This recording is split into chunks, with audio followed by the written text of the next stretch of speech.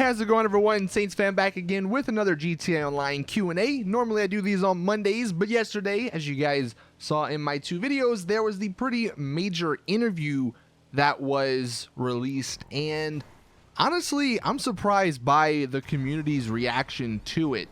Over the last 24 hours, a lot of people have been hearing the news about what Rockstar said, and I can understand them being a little upset about the shark card stuff because I completely disagree with their line of thinking. But a ton of people are upset with their response about single player DLC, how they said it was unnecessary, which was kind of weird. I mean, I guess that's to be expected considering people loved the previous story mode DLCs they've made. But like I did say in that video, it's going to definitely be something to look out for what Rockstar do with Red Dead Redemption. Do they simply focus on Red Dead Redemption Online, or do they actually release some quality DLCs for single player?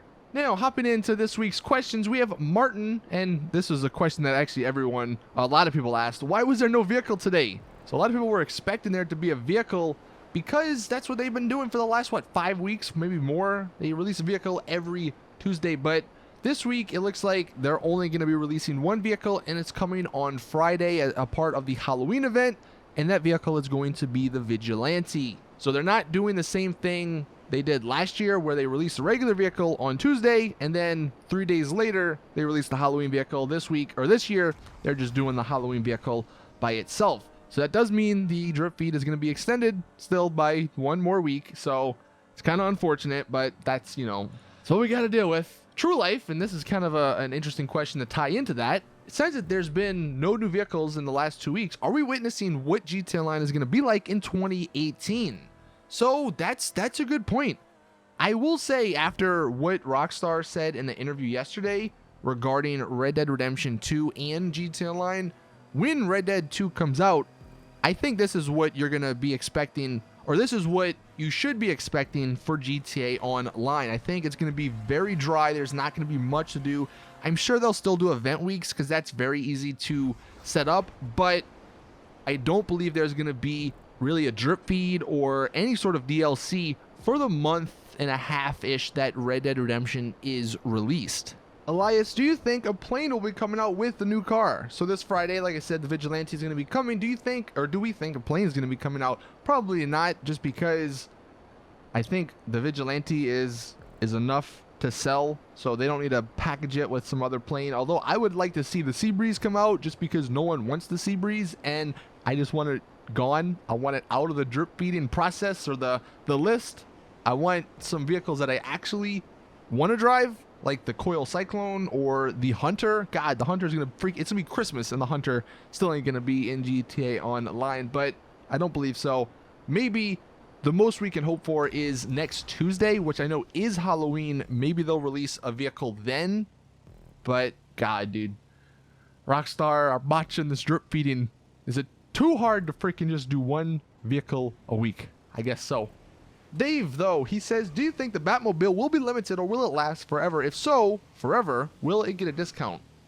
So I'm expecting the Vigilante to be a time limited vehicle, and I think it's only going to be in the game, or be purchasable in the game, for about 2, maybe 3 weeks. And I would suggest you guys think the same way, because then you get your money and stuff in order and you can buy it. And if it stays in the game forever, then you're good either way. But just going off of what Rockstar have done in the past, and knowing that they could probably sell a lot more money, a lot more shark cards if they made it timed exclusive, I think that's the route they're going to go.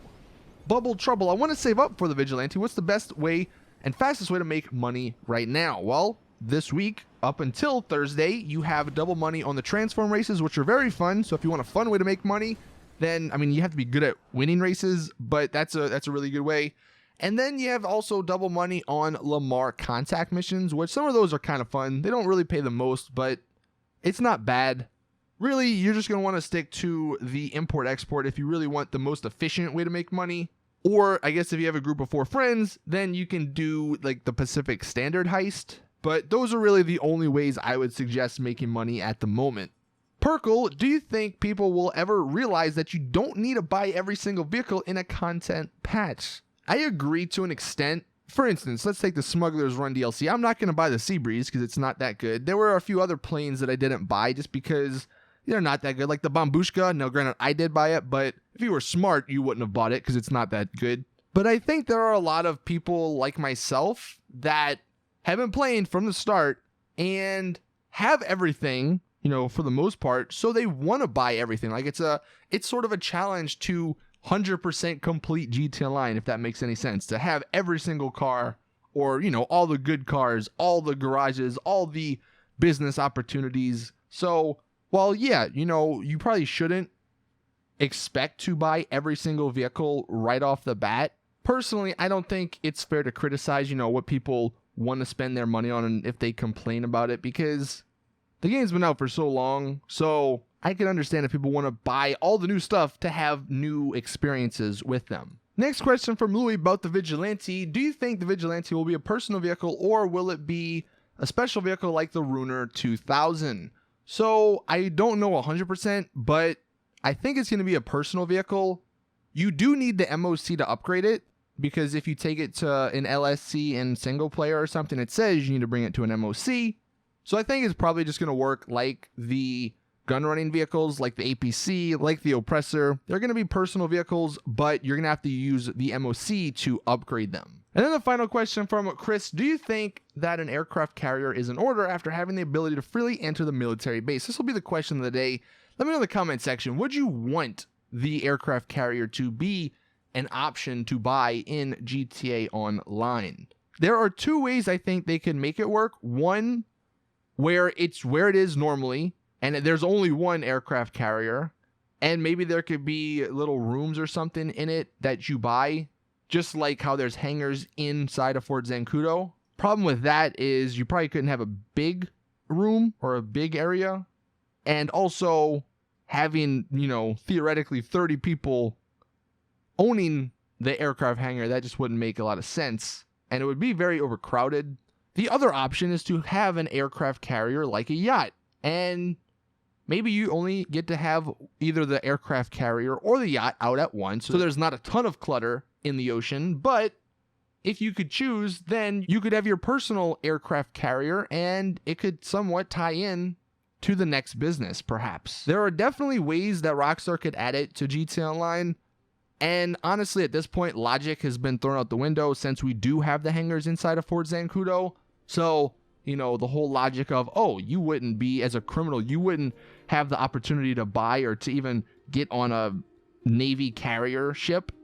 But since we're in Fort Zancudo, maybe we know some people now or something. You know, they could easily incorporate it in. But are they willing to do that? And does it make sense, you know, in terms of the next DLC? That's going to be really what matters. But yeah, let me know in the comment section. Do you think an aircraft carrier would be cool to have in GTA Online? Anyway, that is it with the video. Thank you all for watching. Please drop the video a like if you did enjoy. Subscribe for more awesome GTA content. And as always, I'll see you guys in the next one.